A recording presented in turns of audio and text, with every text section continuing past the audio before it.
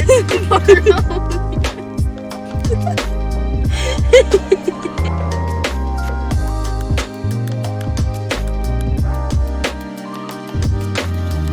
to the vlog, where we have discovered on random Thursdays.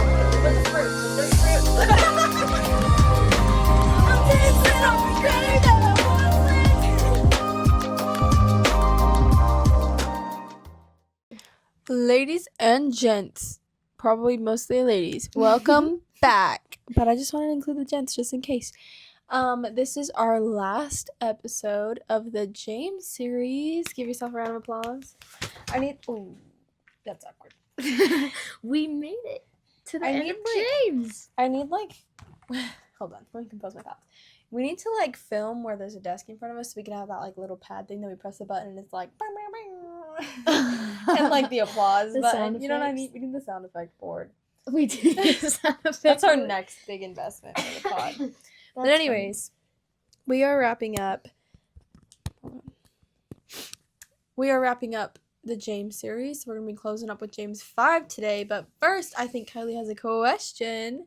What has the Lord given you to get through today? The Lord has given me... Okay, well, the Lord hasn't given this me so much as he just, swiped my feet out from under me. Oh. But the Lord humbled me so hard. Literally, we were so we had selected a very large chunk of James 5. I don't know what we were thinking. I honestly think... It's all really good. It's so good. I think we selected them, though, so that we could come back to it later and, pick one. And we just didn't. You're right. And so we had this large chunk, and I'm, studying for it, and I looked up at her, and I was like, this is a lot. I'm not even through the first section of it and the second section, and they just don't totally apply together. So I'm I feel like we have to pick one. So I literally was, reading through them. Anyway, so I just, leaned back against the wall and just, closed my eyes and was like, okay, Lord, what do you want? And literally, it felt like he got up right in my face, and I wasn't scared, but it felt like he got right up in my face and was like, which one do you need to hear the most? And I was like, well, anyways, so the Lord just, humbled me so hard, but also, gave me exactly what I needed, because this is gonna be good. It spoke so much to me, and I'm sure it spoke so much to Kylie in her own studying, so, this one's gonna be good. I'm really excited. This is gonna be good. It's gonna be good, so stick around. What has the Lord given you? Specifically, while we were writing all this stuff down, it was just very peaceful to be in his presence. And the last couple times that I've, went in to my closet the last, week, it has been peaceful, but there's also been a lot of, things that I'm praying about and, working through. And so it's just been, frustrating at some points, not because of anything the Lord's doing, it's because of situations. So I'm praying about those things, and so it's restful because my soul isn't tired anymore, but my body's tired from doing that. And so today when we were working through it and just listening to worship music, it was very peaceful, and I was like, oh, I just want to sit at Jesus' feet and I'm not doing anything, and this is great. So that's good. Yeah, that's really good. Mine. So yeah, we're going to jump into James 5. We're going to do verses 13 through 18, and I'm going to read it because Kylie doesn't read on the podcast.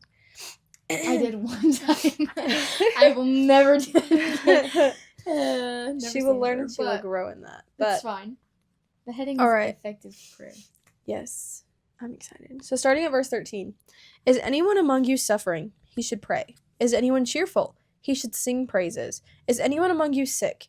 He should call for the elders of the church, and they are to pray over him, anointing him with oil in the name of the Lord. The prayer of faith will save the sick person, and the Lord will raise him up. If he has committed sins, he will be forgiven. Therefore, confess your sins to one another, and pray for one another, so that you may be healed. The prayer of a righteous person is very powerful in its effect. Elijah was a human being as we are, and he prayed earnestly that it would not rain, and for 3 years and 6 months it did not rain on the land. Then he prayed again, and the sky gave rain, and the land produced its fruit. 3 years is sad. Can we talk about the word that I got stuck on, raise? Sound like I was from the Midwest. Raise them up. Raise them. Raise them. Praise them. Anyways, my first thing, because, okay, so I have a lot on, the first few verses. I have a lot on the first few verses, but only a little bit on, committing sin. Whoa. Confessing sin. confessing sin. Hey. And so that's kind of where I want to start, but what are your initial thoughts as well? My initial thoughts. Prayer is important. They say that a lot. That's on period. All right, that's it. Bye, Thanks guys. for coming. Love you so. Just kidding. But no, I wrote that down. But something that I was praying about with the Lord when I wrote that, because I was like, duh, like you should pray. But I heard him say like, but what are you expecting? Wow. And I think so often I get caught up in like, well, I'm gonna pray about this, and you're either gonna answer A or B, and that's not always how he works and answers. That's rarely prayers. how he works. And that's how I get like stuck in a box of thinking that that's how it's gonna be, and then I'm like A or B, A or B, A or B, and he's like, what are you doing? But I don't even hear him say that because I'm like, well, I'm not getting an answer. You know what I mean? That's good. And so when he said that, I had a humbling moment today too, and I was like, oh. So that's my first initial thoughts with the first verse. That's good. Mm-hmm. I'm sorry, I need to like glance back. No, you're good.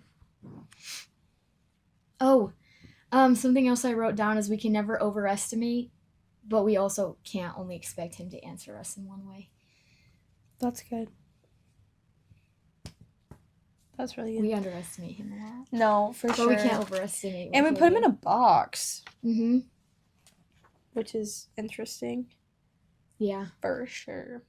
I want to talk a little bit to the, let me see what verses it is. Verse 16, therefore confess your sins to one another and pray for one another so that you may be healed. The prayer of a righteous person is very powerful in its effect.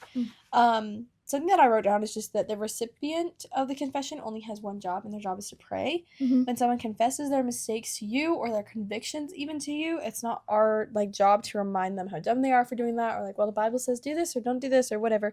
Like, our job simply is to pray and then to give it right back up to the like one who can handle it. And I think that kind of goes along with like putting God in a box too, is like sometimes I think we get so like in our, well, this person came to me for prayer, and so like I'm gonna pray for it, and like I'm gonna take care of it, and I'm gonna handle it, and I'm gonna do XYZ to help manage the situation for this person. And that's like not our job. Like, God is so much more powerful than that, so why aren't we giving it back to him?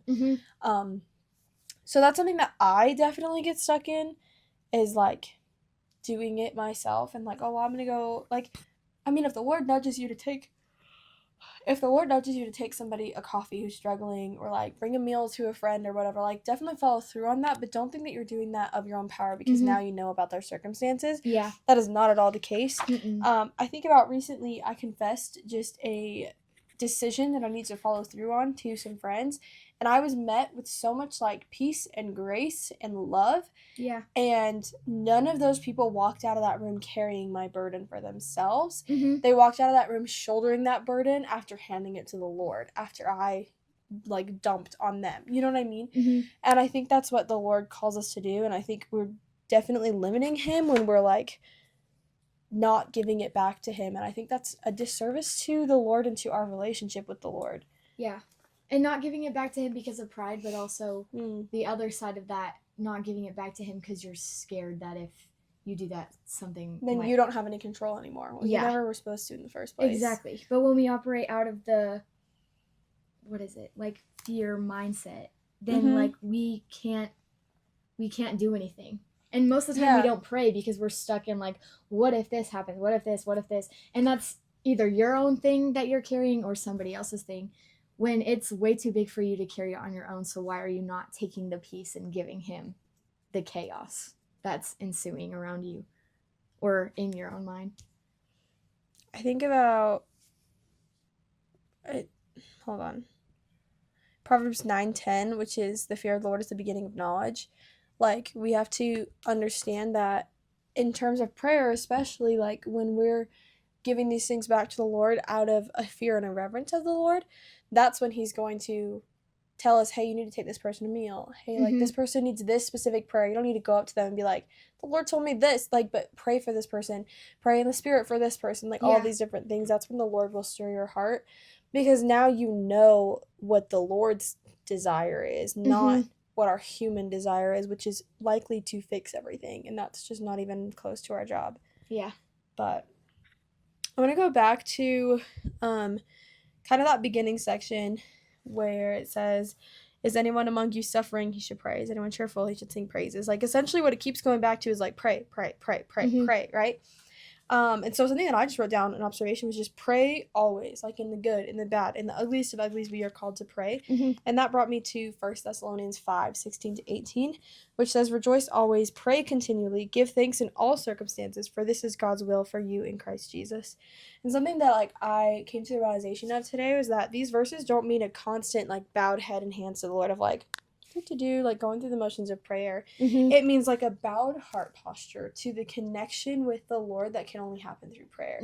Like there's a way that we connect to God in prayer that is so unlike any other conversation or any other like even getting in the word with the Lord. Like it's just so different when you pray.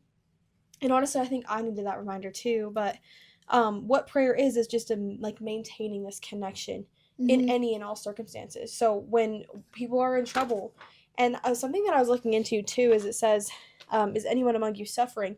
That suffering doesn't just mean physical. That suffering can be like spiritual. It can be mental. If anything, it is even more so a spiritual form of suffering. So like if we are suffering, we should be rekindling and pouring into that connection with the Lord.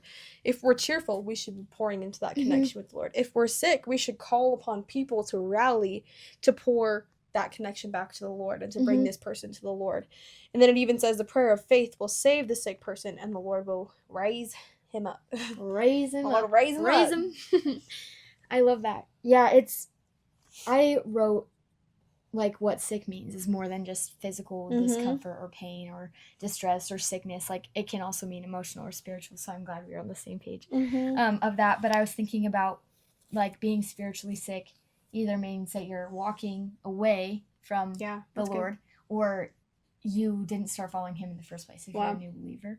And I think so often we can be like, oh, this person needs physical healing. This person needs physical healing. Like, and that's like the main thing that gets brought up in conversations.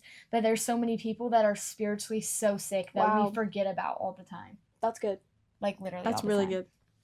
And forgiveness is one of the things that brings the most healing too. And especially because I think along this line of like prayer is a connection and a reconnection with the Lord on the daily, and even throughout the day, forgiveness is a reconciliation of a relationship. So if some like you're saying that's like such a great point on like this like spiritual suffering can also mean that they just don't know the Lord, somebody who doesn't know the Lord. And by coming to this place of forgiveness, they're coming into a reconciliation of relationship where now they have this complete and constant access to connection with the Lord. But it's our job to kindle that for ourselves and to pour into our relationship with the Lord for ourselves. Something that came to mind when I was studying was Ephesians 6:18, and it says, and pray in the Spirit on all occasions with all kinds of prayers and requests. With this in mind, be alert and always keep on praying for all the Lord's people, which I think even goes into that. There's another version that says like for the saints. And so I think it's kind of pouring into that same thought of like for the people that are sick, for the people that are struggling, for the people that are spiritually sick, for spiritually suffering. Like we are supposed to be praying for them and being alert for those situations just as much as we are just supposed to be praying for all kinds of prayers and all kinds of requests, which is just really, really cool. Yeah, and remembering the ones that are unseen, which is the spiritual and emotional ones. And then praising God for things when there's progress in those areas. Because, again, they can get so forgotten when they're just in your own head or whatever. Because it's not like you, like, broke your, like, arm or something, and then you get your cast off or something. Like, you can see that way more than you can see. Well, and I think it's even so easy for us to focus on praying for all the requests and not ever giving any praise. Yeah. And, like, so something that we learned in the internship that I'm doing is, like, we've, like, learned how to pray through the Lord's Prayer, and the first thing that he does is acknowledge, like, the position of God and the character of God, and the second thing he does is say thank you. And I think that's something that we often forget. Like, I can go to God so easily when everything is going wrong and when I need help and when I need guidance and wisdom and peace and patience and all these things, but I rarely go to God for, like, thank you for, like, waking me up this morning. Yeah. Like, thank you for giving me the hands and the voice to do something like this. Mm-hmm. Like, Lord, thank you for giving me clothes in my closet to even get ready this morning. Like, thank you for giving me that time to rest with you. Like, we so often forget the praise side of it and so focus so much on the request side of it, which I think is, like, another reason as to why he kind of sandwiched those. Is he said, is anyone suffering? Pray. Is anyone cheerful? Sing praise. If is anybody sick? Call on these people for prayer. Like, it's this sandwich of, like, things are going to go wrong, but when things are good, we're still here. And when things are going wrong, we're ready to keep going because our relationship with the Lord and our connection with the Lord is still good because we were in the middle with him too. Yeah. You know? That's really good. I didn't even think of it like a sandwich, but that's really good. Honestly, look for sandwiches in the Bible. It happens so much. Love It's a like good turkey sub. Yes. Yeah. Sorry if we made you want a sandwich. Honestly, now I want a sandwich. That's our bad. We're getting Jimmy John's after this or what? So it starts off by saying the prayer of faith will save the sick person. Another version that I read says the prayer offered in faith. And I like that because prayer is a conversation made as an offering to the Lord. And it's often, something that I wrote is it's often in a language that only he can understand, which kind of goes along with Ephesians 6:18, praying in the Spirit. Like, this is a conversation that, like the way that I talk to my dad, or, like, my grandpa's a great example. Me and my grandpa, like, we bicker and everything, but, like, it's so loving and so playful, and if anybody outside looking in would be like, you have a terrible relationship, I'm like, no, we just understand each other. That's the same thing that we get to do with the Lord when we offer a prayer in faith. And there's, like, those 3 steps is, like, we have to offer that, we have to have faith, and then we have to, like, pray. Like, we gotta just do it. Kind of going back to the thing about, like, the spiritual, it's not just a physical thing, it's something that's so much deeper. The Lord is examining, like, the deepest depths of our hearts to determine what's actually important to us. And how often is what's actually important to us him? And if it is him, our prayer life should reflect that. And if it's not him, our prayer life or lack thereof is going to reflect that. This kind of pulled me to That's so good. This brought me to Luke 22:39-46, which is quite a chunk, and I'm gonna read it in the NIV because that's what I've written down. But it's just so good. It says, Jesus went out as usual to the Mount of Olives, and his disciples followed him. On reaching the place, he said to them, "Pray that you will not fall into temptation." He withdrew about a stone's throw beyond them, knelt down, and prayed, "Father, if you are willing, take this cup from me, yet not my will, but yours be done." An angel from heaven appeared to him and strengthened him. And being in anguish, he prayed more earnestly, and his sweat was like drops of blood falling to the ground. When he rose from prayer and went back to the disciples, he found them asleep, exhausted from sorrow. "Why are you sleeping?" he asked them. "Get up and pray so that you will not fall into temptation." Something important to note here is this is the day before the betrayal that will eventually lead him to dying on a cross. So Jesus is in the deepest and the darkest depths of his emotion right now, and his first response was to retreat for prayer. But not only that, he brought his disciples along with him because they knew what was coming, and they were struggling with it just as much as he was. He brought his realest and his rawest to the Lord in this moment, and without even speaking a word, the Lord met him right where he was, and he sent this angel to strengthen him. The Lord didn't say, "Here I am, like, I've destined you for this, like, such a time as this," like, all these quotes that we like to pull from the Bible. The Lord didn't say anything. He just sent an angel to give him the strength, and Jesus kept on weeping. Jesus was still in anguish and still in sorrow. But how often, something that I want to point out is how often are we like the disciples in this situation? He knew what they were feeling because he was feeling it too, but even more so. So he took them out to pray, and he told them, "Pray that you will not fall into temptation." While he's dealing with the deepest, darkest, rawest prayer that he could probably ever have in his entire life. Yeah. The disciples started praying, and then probably just, I mean, I don't know if they even started praying, but they just fell asleep. Like, they were so in the depths of their sorrow and so in the deepest and the darkest of their own thoughts and, like, heart feeling that they just fell asleep. How many times, because I'm like this too, how many times when everything is going wrong, your first response is like, "I need a nap. I just need to sleep it off and then it'll be okay." How many times do we do that when God is literally, like, right there waiting, an army of angels ready to surround us, like, ready to catch us, and we're like, "I just gotta go take a nap." Like, what are we doing? Like, why is our response not like the Lord's? To pray, and I think something that's important too to note is he says, "Father, if you are willing, take this cup from me. That's and then good. it's a semicolon. And he says, yet, so I'm sure there was a dramatic pause. And then he said, yet not my will, but yours be done. So he said, Lord, here is what I'm offering to you. I will give my life for you if I have to. I will give my life for these people if I have to. But if you have any other options, please step in, because I am hurting and you see my disciples over there sleeping because they're hurting. Like, I am in so much pain. Pause. But not my will, but whatever you desire. That is because the Lord knew him and his voice, and Jesus knew the Lord's voice. And so because of that, they knew the will, and he could walk into the will of the Lord willingly. And I'm like, he still struggled. He was struggling so much so that it said he was in anguish. He prayed more earnestly, and his sweat was like drops of blood falling to the ground, which I think is even like a beautiful picture of what was about to happen on the cross, like literal blood shed for his people.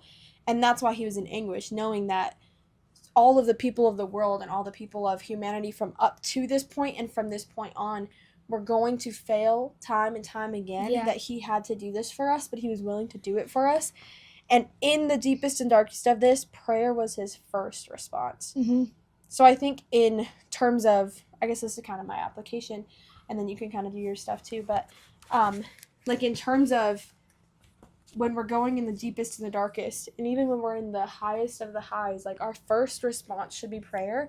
And the reason that Jesus' first response was prayer in this hard time is because his first response was prayer in the good times. And so that's something that we need to do. Like, we need to model our prayer life after the Lord's. When we're in anguish, we are supposed to be falling at the feet, screaming, crying, all of these things, and trusting that the Lord is going to strengthen us in his due time.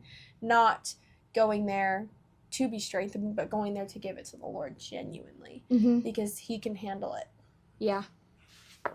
Wow, that's very good. That's so good.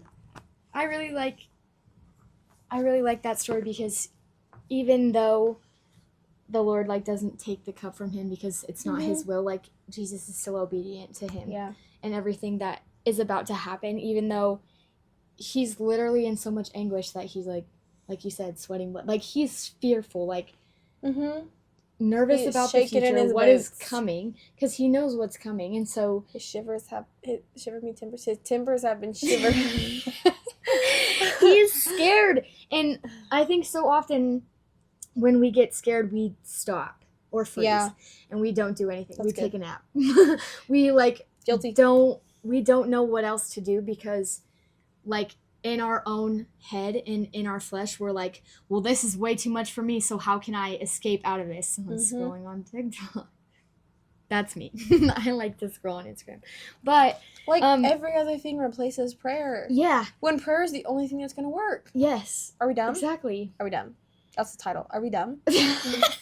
Are we stupid? Just kidding. Just kidding. Go on. Are we really doing that? But when you walk with him, it says in verse 17, the prayer of the righteous person is very powerful in its effect. And I was kind of like, okay, well, what's a righteous person then? And I found Romans 3:22, right before like one of the most famous ones. But it says the righteousness of God is through faith in Jesus Christ to all who believe, since there's no distinction. And I think that's like tying back to like believing in him and walking with him in righteousness. He will give you the words when you start to fail.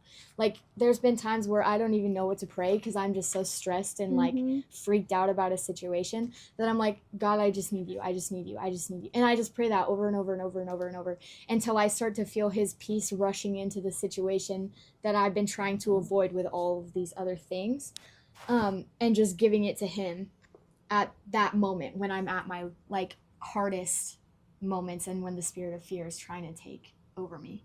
So that's my thing. That's really good. Do you have a application? Read 2 Timothy 1:7. It says, for God has not given us a spirit of fear, but one of power, love, and sound judgment. And memorize it, because it's pretty easy. It's short. But when things start to come against you, just start praying that verse over and over. I've not been given a spirit of fear. I've not been given a spirit of fear. That's really good. And I do that with a lot of different verses, but this is one of the ones that have like carried me. Like, I was not given this fear by the Lord. Like, he wants me to have his peace. That's good. So. Well, yeah. Okay. Go pray now. That's it. Everybody bow your heads because you're going to pray. No. That's really good, though. I guess we just wrap it up with a good ole love you so. Wait. Bye. Thanks for watching. See you in 2 weeks. Just kidding. Cue the applause.